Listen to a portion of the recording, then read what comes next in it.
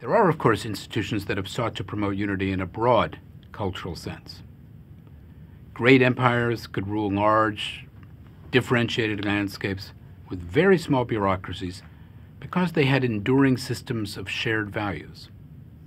And even as empires in this Chinese space waxed and waned, China became home to the world's longest continuous civilization with the longest continuing, if periodically reinterpreted, sets of philosophical and literary traditions. For the last 1,000 years in particular, the study of that tradition defined not only what it meant to be a scholar, but also what it meant to be powerful. At the elite level, success was determined through a torturous examination and educational system aimed to bring the most learned men into the service of the state. Today, China's examination hell, the name of a famous book on the exam system, continues through the higher examination, or Gaokao, which tests not only for math and science and composition, but also for political correctness to determine who is to be admitted to China's most prestigious universities, places like Tsinghua and Peking universities, which are much more selective than places like Harvard or Yale.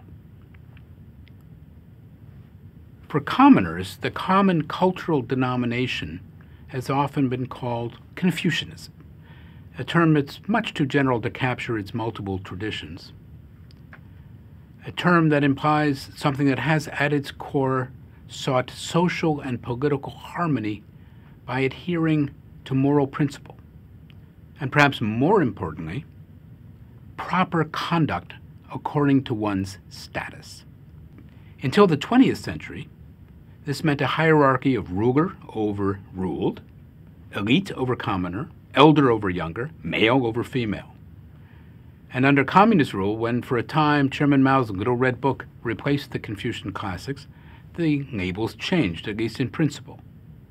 In the 1950s, it could be farmer over landlord, worker over manager. But the principle of acting properly according to your status, a status determined by the state, did not change. And now, under the leadership of a Communist Party, China remains one of the most hierarchical and status-conscious places on earth. Just as Qing rulers before them, the party works hard to promote unity in principle. For example, in textbooks, which show today the harmony of class, creed, and ethnicity across the country, because it knows how hard it is to maintain unity in practice. All of China, which is a place the size of the continental United States, may be on one time zone, and it is. But its citizens can wake at different times, speak in different dialects, eat distinctive dishes, worship diverse deities, and dream quite different dreams.